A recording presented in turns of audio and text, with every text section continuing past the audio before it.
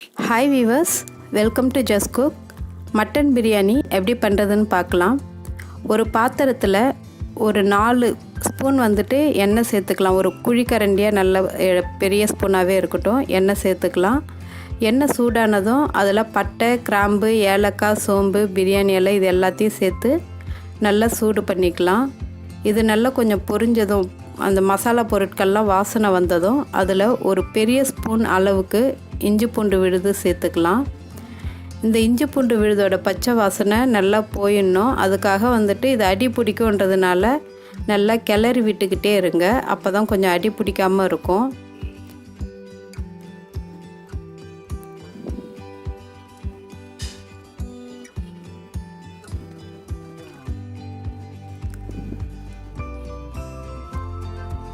ஒரு மாதிரி லைட் ப்ரௌனாக அந்த இஞ்சி பூண்டு விழுது ஒரு லைட் ப்ரௌன் கலருக்கு வந்துடும். அப்போ நல்லா அது பொரிஞ்சு அதோடைய பச்சை வாசனை எல்லாமே போயிருக்கும். இப்போ நல்ல பச்சை வாசனைலாம் போனதும் இதுக்கு தேவையான 2 மிளகாய் நான் சேர்த்துக்கிறேன். அப்படியே ஜஸ்ட்டு ஸ்லிட் பண்ணி சேர்த்துக்கிறேன். அது கூட வெங்காயம் 2 பெரிய வெங்காயம் கட் பண்ணி சேர்த்துக்கலாம். இது நல்லா சேர்த்து வதக்கலாம். அடி பிடிக்காமல் கிண்டி விடுங்க. வெங்காயம் ஒரு லைட் ப்ரௌன் கலருக்கு வரட்டும். அது வரைக்கும் நல்லா கிண்டி விட்டுக்கிட்டே இருக்கலாம். அதில் இப்போது வெங்காயம் நல்லா வதங்கிருச்சு. 2 தக்காளி தான் சேர்த்துருக்கேன், அதிகமாக இல்லை. ஒரு 2 பெரிய தக்காளி சேர்த்து அதுவும் நல்லா வதங்கட்டும். அதுக்கு தேவையான கொஞ்சமாக உப்பு சேர்த்துக்கிறேன். ஏன்னா சீக்கிரமாகவே தக்காளி வதங்கிடும் உப்பு சேர்த்தோம்னா. அதுக்காக கொஞ்சமாக உப்பு சேர்த்து நல்லா வதக்குறேன்.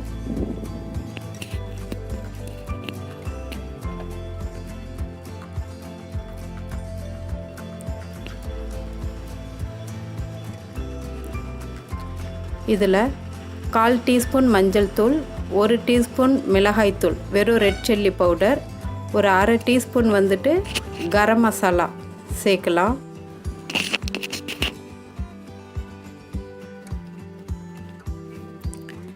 ஒரு 2 கைப்பிடி அளவுக்கு புதினா, கொத்தமல்லி 2ம் கலந்த மாதிரி கட் பண்ணி இதில் சேர்த்துக்கலாம். எல்லாத்தையும் நல்லா ஒன்றா சேர்த்து வதக்குங்க. நல்லா வதங்கினதும் இதுக்கு தயிர் கொஞ்சம் நல்லா அடித்து வச்சுருக்கேன், அதையும் கொஞ்சம் சேர்த்துக்கலாம்.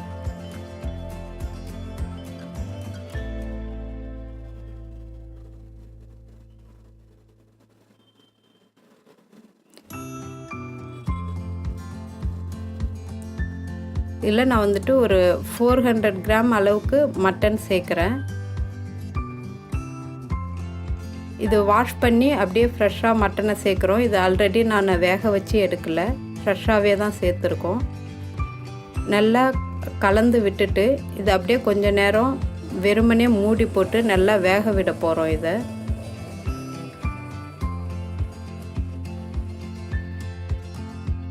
நான் ப்ரெஷர் குக்கரில் வச்சு வேக விடலை, சும்மா தான் மூடி போட்டு வேக விடுறேன். நல்லா ஒரு 15 நிமிஷம் இதை நல்லா திறக்காமல் நல்லா மூடி வச்சு வேக வைங்க.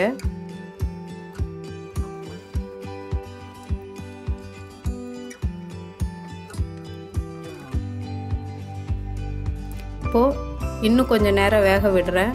கொஞ்சம் ஆயில் தனியாக பிரிஞ்சு வர அளவுக்கு மூடி போட்டு வேக வைக்கிறேன்.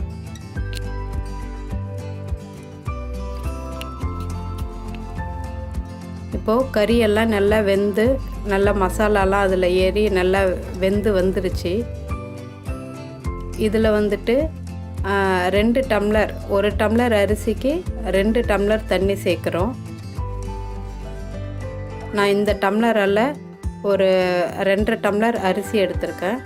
அதுக்கு தகுந்த மாதிரி தண்ணி இதில் 5 டம்ளர் சேர்த்துக்கிறேன்.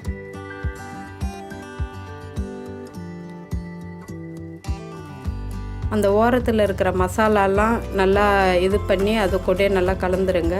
கலந்துட்டு அதுக்கு தேவையான உப்பு மட்டும் சேர்த்துக்கலாம். இப்போது உப்பு கொஞ்சம் தூக்கலாக இருக்கணும், கொஞ்சம் லைட்டாக கரிக்கிற மாதிரி இருக்கணும். நார்மல் டேஸ்ட்டை விட கொஞ்சம் எக்ஸ்ட்ராவாக இருக்கணும். அப்போ தான் அரிசி போட்டதும் அது நமக்கு பிரியாணி ஈக்குவலாக இருக்கும், உப்பு கரெக்டாக இருக்கிற மாதிரி இருக்கும்.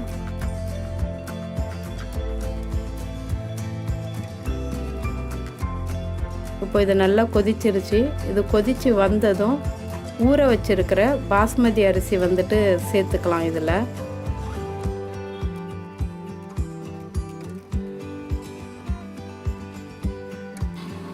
அரிசியெல்லாம் சேர்த்துட்டு ஒரு தடவை நீங்கள் உப்பு பதம் பார்த்துக்கலாம்.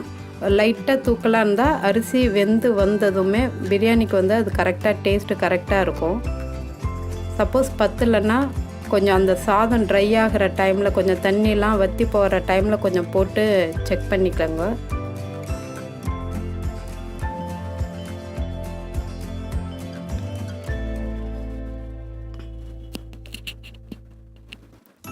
இப்போது நல்லா சாதம் வந்துட்டு நல்லா கொஞ்சம் வெந்து வந்திருக்கு.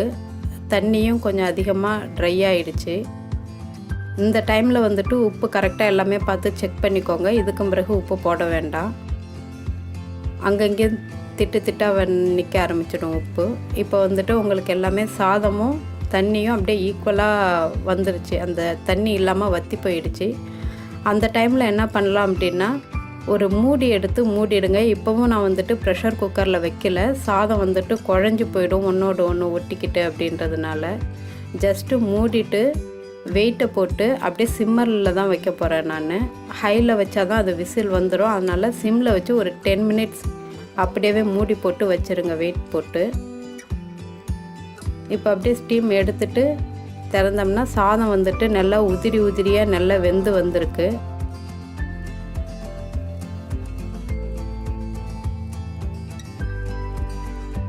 அவ்வளோதான், ரொம்ப ஈஸியான மட்டன் பிரியாணி டேஸ்ட்டாக தயாராகிடுச்சு.